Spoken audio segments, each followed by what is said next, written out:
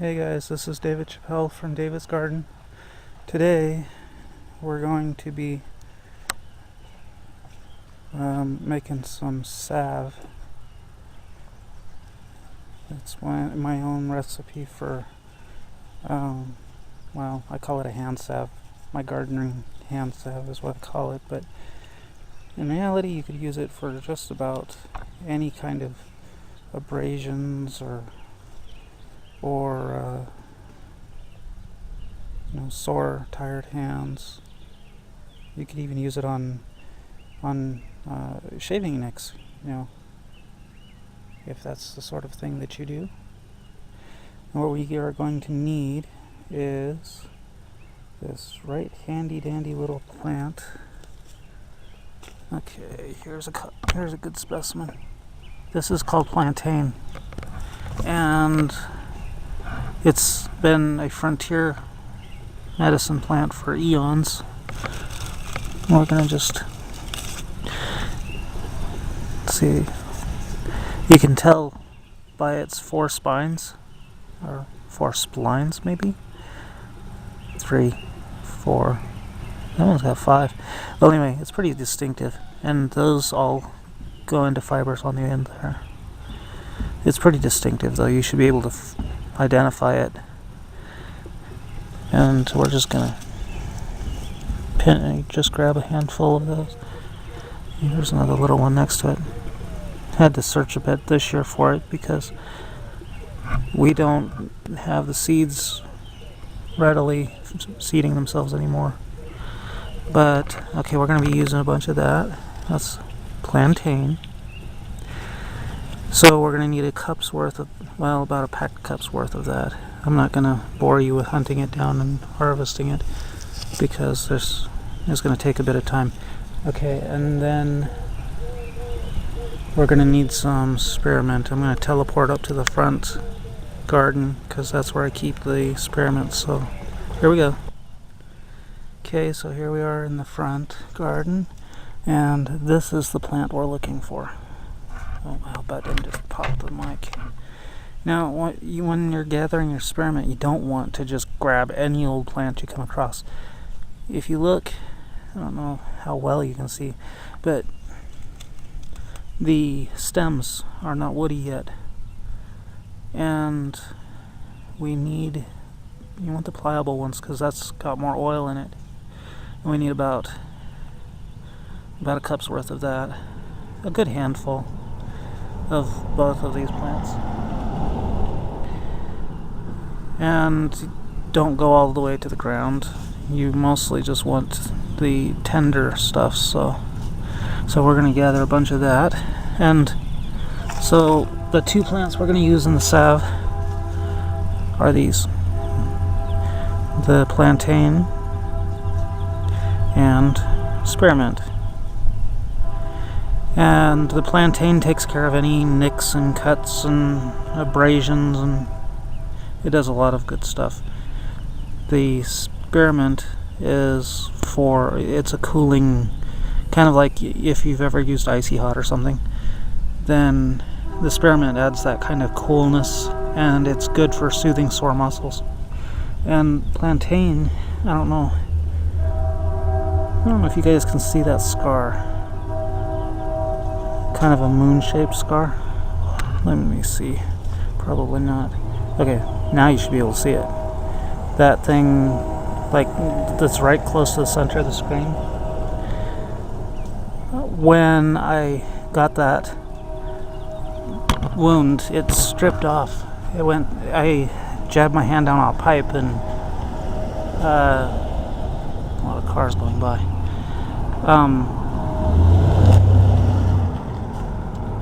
Okay. Anyway, it stripped the flesh down, about 1/4 of an inch, maybe deeper than that. I mean, you could see layers of. Okay, never mind. Anyway, if you find yourself in a situation where, like I did, where there was no hospital, there was no clinic, there wasn't any help to be found, this is the plant you want. Just chew it up, pack it on there, and tie it up. And that's all I did, and it was able to heal completely. within just a few days. Just for some reason though, you have to chew the plant. It's a mix of your saliva with the plant itself that does the miracles. So, but that's the one you want. If you need to pack a wound, don't pack it in the wound, just pack it on the wound. And you want it really juicy so that the juices get in there. And when I got that, I was at a farmer's market, and one of the ladies had a first aid kit. She had this, I don't even know what it was, this kind of industrial, I wouldn't call it a medicine, lotion or something. I don't know what it was, but that stuff, it hurt worse than getting the wound in the first place. When we put that on there, I just cried. I cried because it hurt so bad. But then after the pain went away, went and found a plantain leaf and chewed it up and put it on there, and it didn't hurt and it healed right up. So okay, so now I'm gonna go gather up my materials and then we'll get cooking. Well, we're not really gonna cook because we're gonna put it in the sun, but yeah, I'll go get my stuff. Okay, so we've got our ingredients. We've got beeswax for thickening, and these are actually, I cast all my wax mostly into candles. You never know when you're going to need a candle. Anyway, about an ounce of beeswax. Actually, I get this wax from an apiary a few miles away. I think I might have some huge blocks of it still, but for now, what I've got right now is that. So we're just gonna break that up and put it into a jar. We've got a big jar for putting our leaves, and we've got our spearmint, and like I said, that's for soothing muscles and the cooling effect. We've got our plantain, lots of plantain. And another use for this is, apparently if you chew it up and put it on a bee sting, that's supposed to be good too. This isn't quite dry enough. You want to make sure that it's dry. Maybe, let me see if I can readjust myself here. Kind of. Pick it before 10 o'clock and use it immediately. You don't want to leave it lying around.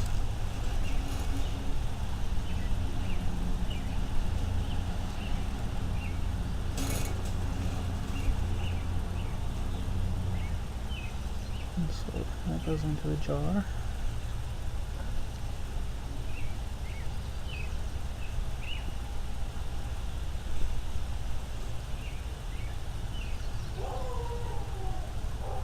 Make sure you wash it off, especially if, just wash it off. Even if you think it's clean, wash it anyway. So we've got our peppermint, spearmint.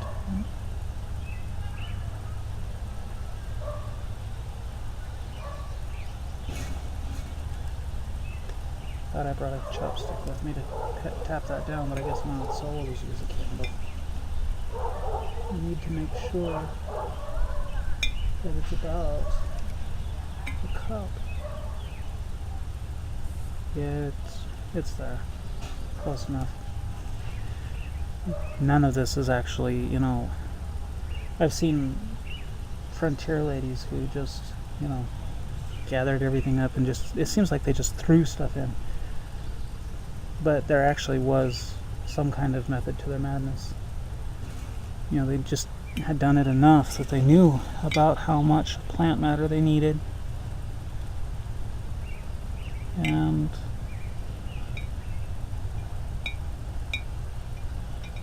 okay, so that's, I would have brought my chopstick.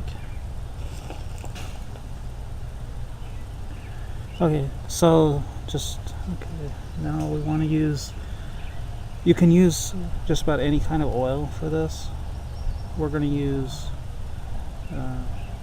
almond oil. because that's what I have on hand. And you can use extra virgin olive oil, whatever, but it doesn't, to me it feels like it leaves some kind of a sticky film, so I don't like to use olive oil. And living here, you know, it's just as hard to get almond oil as it is to get olive oil, so we're just going to use some sweet almond oil.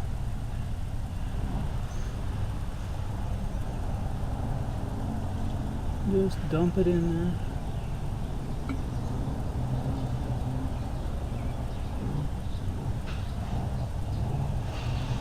I want to use about at least a cup.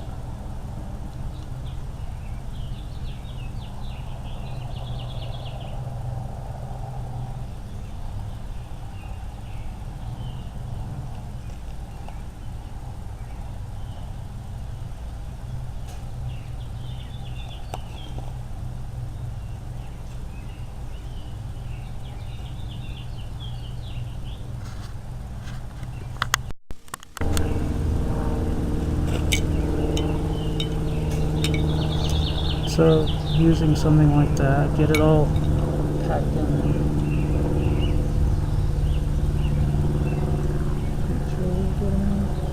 They're gonna wilt as they get hot. They're gonna wilt and they're gonna sink down into the oil. So don't worry too much. And they're not gonna be in there long enough to rot. This jar, once we get it in the sun, it's gonna start getting, it'll get hot enough to burn you, so be careful. What we're doing is basically just steeping our plants in the oil instead of water. It's just like making tea. Okay, so, and then we're gonna try. Sometimes this works and sometimes it doesn't. Oh, this one's soft already. Well, at any rate, just break your candle, and these were hand cast or hand dipped, so they're softer than if you had just a chunk of beeswax. So if you're starting from scratch, combs, then you just break it up like this. Oh heck, the combs are soft enough you might not even have to break them up. You might be able to just put them in your jar and and put them in like that. But if you're using wax from an apiary that's been melted down and just cast in their big blocks, you're going to want to grate the wax, because it takes a lot of heat to melt a huge block of beeswax. So, I mean, you can do it, it just takes forever. This, we're going to let it sit all day. But since these were hand waxed, they're actually in layers, hand dipped. I don't know if you can see that or not. Well, at any rate, you want about an ounce of wax for every cup of oil. That would be about that much, I think. That's an ounce by weight, not by volume. So, okay, so we've got, I hope that you guys can hear me okay. I know, it's a constant worry. So we've got our wax, we've got our leaves and oil. So let's go put them in the sun. You're going to leave them in the sun all day. Okay, this stuff has been, sorry, I had my hand on the mic. This stuff's been sitting in the sun all half the day. As you can see, it's pretty gross looking. The plants are floating a little bit, but don't worry about it. Some people will say that you should have an inch or so of oil over the top, but if the plants are just going to float, then it's not going to do any good anyway. My wax isn't melting. It's really soft, but it's not melting. I don't know if it's hot enough. It could be that it's just not. If it's not, don't worry about it. We'll just put it on the stove and finish melting it that way. You know. But Something else I wanted to say about you don't have to put the beeswax in. That just makes a salve instead of a massage oil. You could technically just take the oil as it is, but the beeswax acts as an antifungal, antimicrobial. It's antiseptic. I think it's antiseptic. I can't remember. Well, anyway, it's anti-everything. It helps keep it from rotting and makes it so that you can actually keep it longer. I don't know if I said that you should use the plants straight away to do this, but you should. I don't remember if I mentioned that or not. You don't want to use wilty plants. You don't want to use plants that have been lying around for several hours. You want to use everything as fresh as possible. Well, okay, so we'll just leave this for a few more hours and check back. Maybe the wax will have melted. Maybe not. We'll see. Something else I should mention is that even though we're using the sun to do this, you're still essentially cooking. Sorry, I had my hand on I'm trying to shade the viewport, and I just keep putting my hand on the mic. So I hope you can hear me. Anyway, you're still cooking it, and just like all cooking, some people can and some people can't. Maybe one of these days I'll try to teach you how to cook, at least those of you who can't.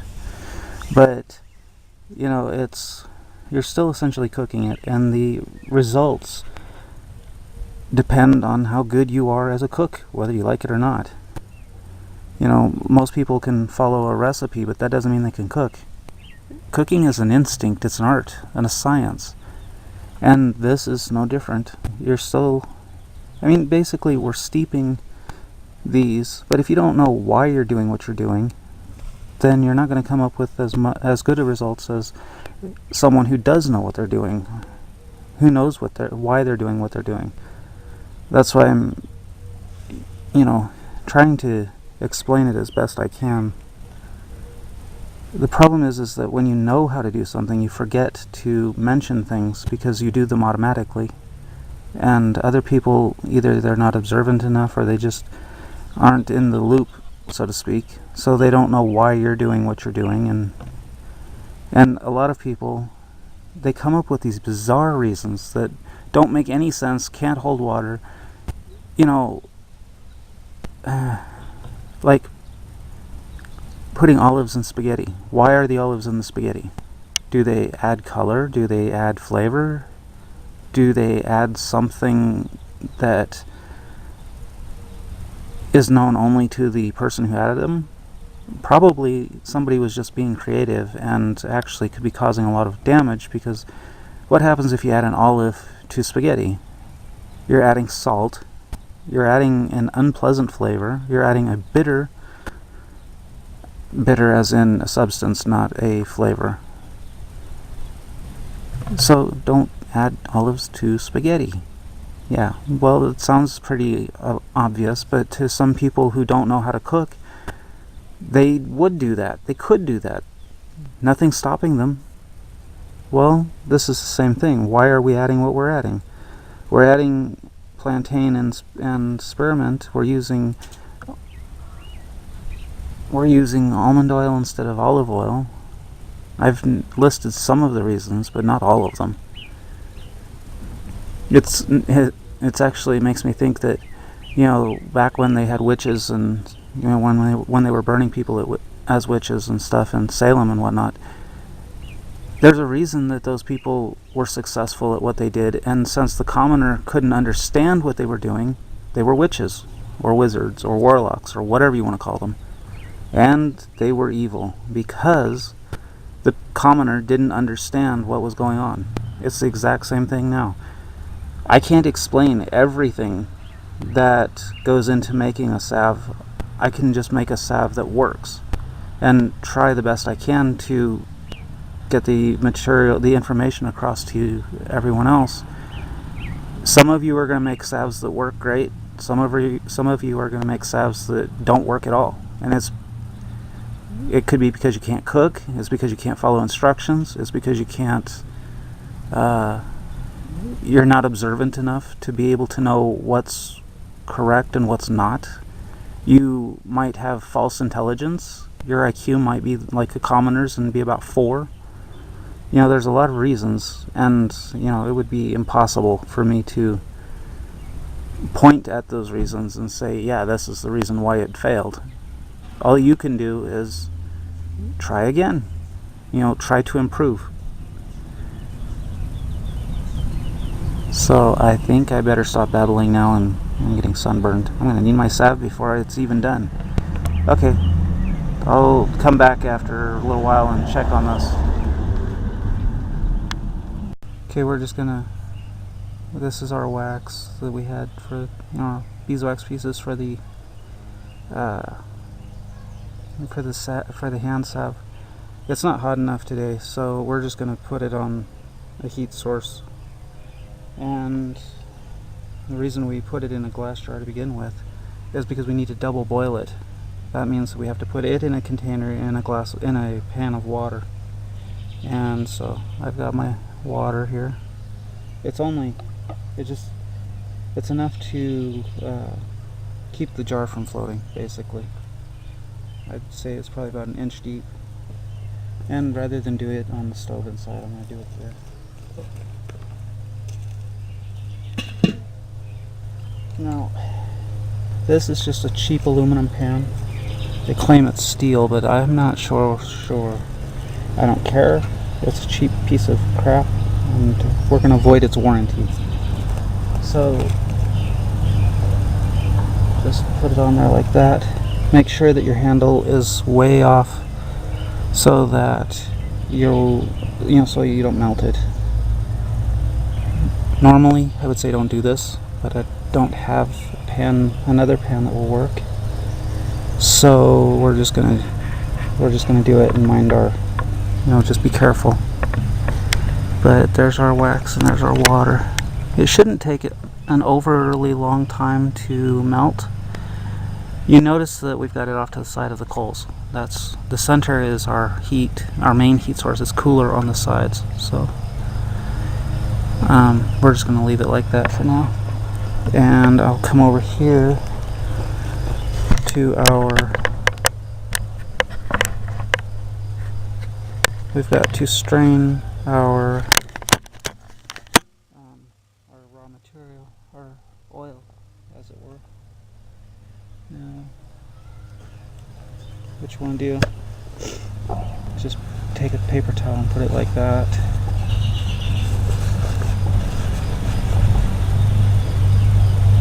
It's best to do this not on a windy day. And then just dump the entire mass into it. Make sure you get all of that liquid. I don't know if you guys can see the liquid, this condensation, the condensation that's on the glass there. Make sure you get all of that, because that's hydrosol. Very little, but it's hydrosol. That is, how do you explain hydrosol? It's been evaporated out of the plant, so we want it. Oops. A little bit fast there. Get all the leaves. Get all that stuff in there. Make sure your hands are clean.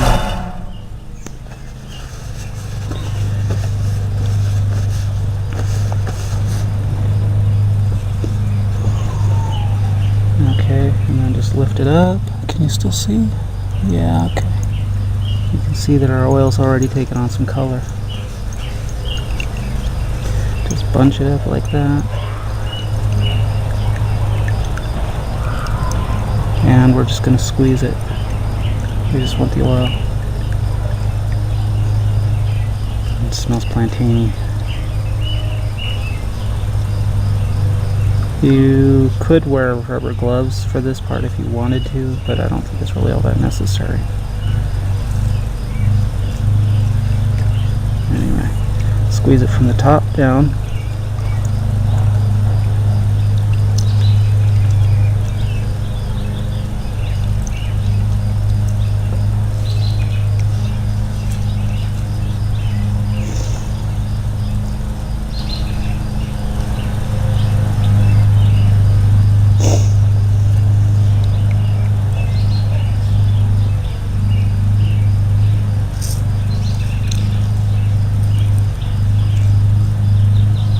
Careful not to get any plant matter in it. Our paper towel broke, but it's okay. Okay, so the wax is finally melted. Oops, sorry about that. Be careful, it's hot. I mean, beeswax does not melt at low temperatures. So, we've got our wax here. And we don't want to just dump the entire mass in, because it could screw things up. So we just want to pour about half of it into our oil here. And make sure you... oh, nuts, I screwed up.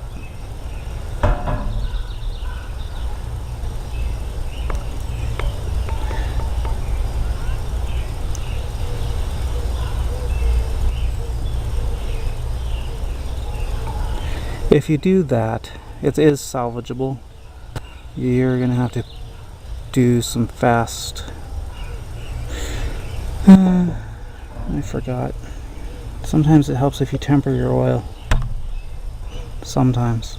And that just means that you put a little bit of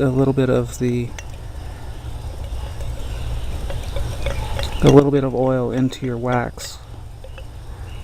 And then you stir it up like that. I don't know if you can see that. Okay, so I finally got all of the oil and wax melted together. So now we just have to decant it, and yeah, it's actually alright. I can just grab that by the handle. So what we've got here is our liquid set. And it should smell good if you did it right. Even if you did it wrong, it could still smell okay. Let's get this camera set back down again. Alright, so what we need to do now is take this out, wipe it off.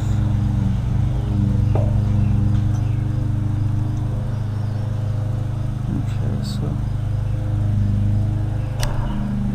if you're out in the garden and you have weeds, this is an excellent... you can just throw your hot water down on the weeds around the barbecue pit. It takes care of them, yeah. Anyway, so next we just have to... these have been boiled. They're sterilized. Boil them for about 5 minutes or so.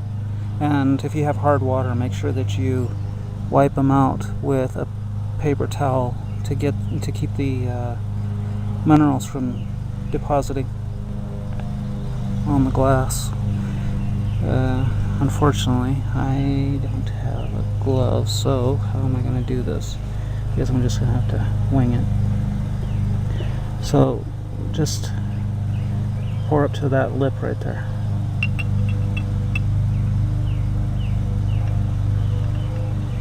And if you're doing the 1 cup of oil plus, what is it, about an ounce of wax, you're going to need 3 jars, or just fill up past the rim. It doesn't really matter, just as long as you have space. And work quickly. Oops, that one wound up being a little fuller.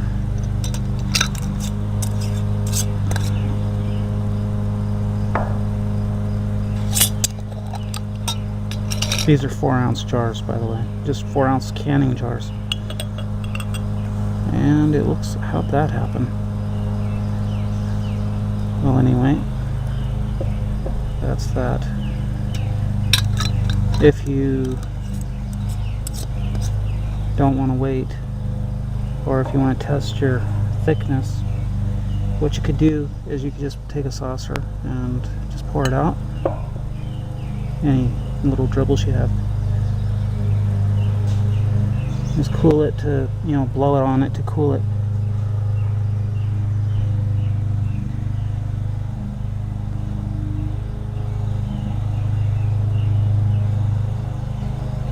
And what you should have is something that looks a bit like that. I don't know if you guys can see that. But you can see that it's cool along the edges. It's a little warm there, but if you've done it right, you should have something like a lotion. And if you've got enough beeswax, it should hold its shape, but not on your skin. Because what we're doing is lowering the melting temperature down to body temperature. You don't want it to be, if you've got too much, it'll form wax on your skin. If you've got just right, it'll just all soak in. So, and you know, like I said, the salve is good for bee stings, nicks, cuts, abrasions, muscle aches.